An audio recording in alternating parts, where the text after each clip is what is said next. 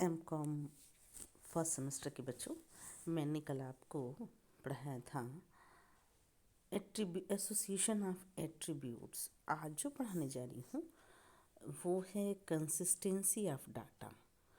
जो data minus में answer दे, positive हो ही ना, वो कंसिस्ट होता ही नहीं है, वो इनकंसिस्ट होता है।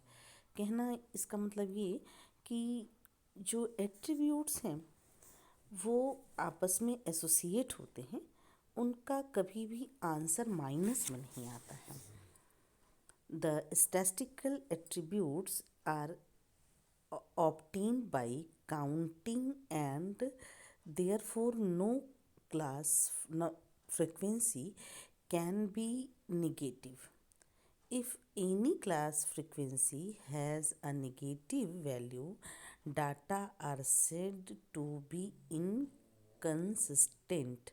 जो डाटा जिसका आंसर माइनस में आता है, जो निगेटिव वैल्यूज शो करते हैं, इसका मतलब कि वो कंसिस्ट नहीं है, उनमें कोई कंसिस्टेंसी नहीं है, वो इनकंसिस्ट होते हैं।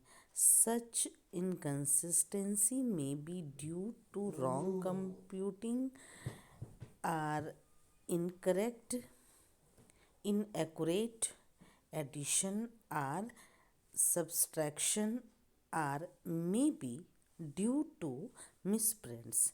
तीन ही चार कारण हो सकते हैं, या तो डाटा रॉन्ग कलेक्ट हुआ, काउंट हुआ,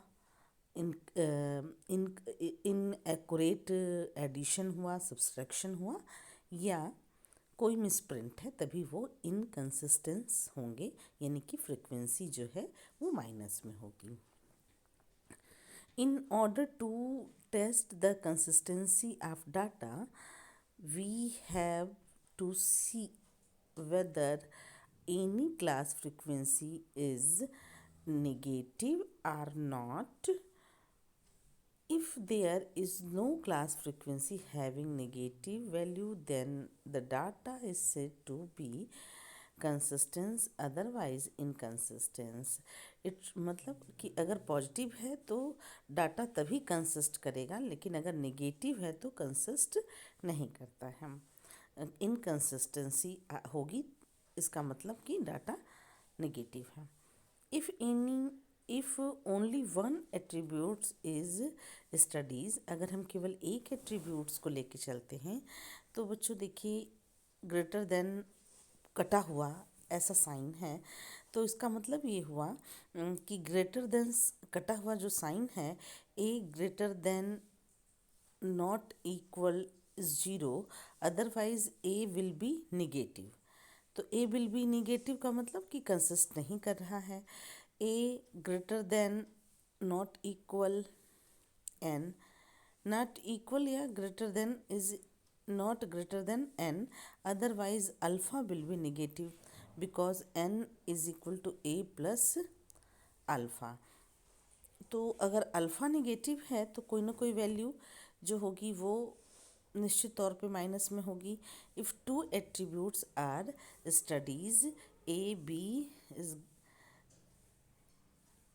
zero, otherwise A B will be negative.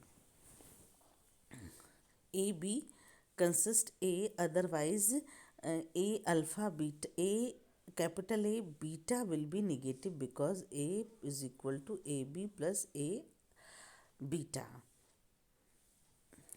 बच्चों, आपको ये कहना चाह रही थी कि कंसिस्ट, जब कोई कंसिस्टेंस की मीनिंग ही होती है, इसको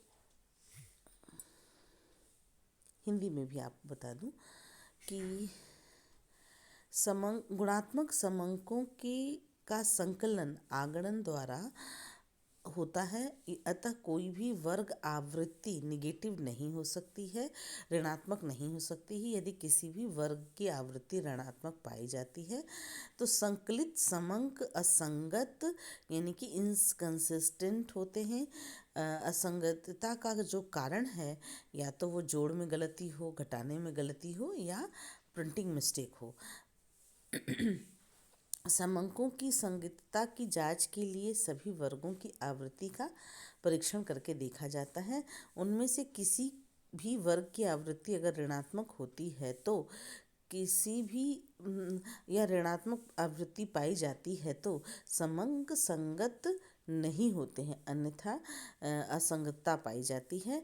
यद्यपि समंकों का संगत होना इस बात का प्रमाण नहीं होता है कि आगणन अन्यथा मुद्रण की में ही प्रिंटिंग मिस्टेक है, परंतु समंकों का असंगत होना आवश्यक इस बात का द्योतक है कि समंकों में कहीं त्रुटि अवश्य है। समंकों की संगतता का पता लगाने के लिए अंतिम वर्गों की आवृत्तियां ज्ञात करनी चाहिए, क्योंकि एक भी अंतिम वर्ग की आवृत्ति ऋणात्मक होने पर यानी कि निगेटिव होने पर समंकों का डाटा का असंगत होना निश्चित है। यानी कि अगर एक भी आंसर माइनस में है तो डाटा इनकंसिस्टेंट होगा, डाटा में कंसिस्टेंसी नहीं होगी। इसलिए बच्चों, जब हम एक एट्रीब्यूट्स को लेकर के स्टडी करते हैं तो ए कंसिस्ट जीरो अदरवाइज, ये ए फ्रिक्वेंसी जीरो, ये जो आप देख रहे हैं साइन, इसको फ्रिक्वेंसी कहते हैं। A frequency zero otherwise A will be negative. Second है A frequency N otherwise alpha will be negative. A N minus N is equal to A plus alpha. जब हम दो एट्रीब्यूट्स को लेकर करते हैं तो ए बी हो जाएगा। जब हम तीन एट्रीब्यूट्स को लेकर के करते हैं तो ए बी सी हो सकता है, ए बी अल्फ़ा हो सकता है, ए बी बीटा हो सकता है। इस तरीके से आप कंसिस्टेंस को चेक कीजिएगा। कंसिस्टेंसी की मीनिंग है कि जो फ्रिक्वेंसीज़ हैं वो माइनस में नहीं आएगी। कुछ इसमें खास नहीं है, बस हमको यही बताना है कि जो आंसर आएगा वो माइनस में नहीं होगा। अगर माइनस में आता है तो इसका मतलब है कि डाटा कंसिस्ट नहीं कर रहे हैं। इसका एक एग्जाम्पल, एक न्यूमेरिकल लेकर के आपको समझाऊंगी, तभी आपको समझ में आएगा। ये थ्योरी पार्ट अपने पास रख लीजिए, इसीलिए आपको थ्योरी भेज रही हूँ।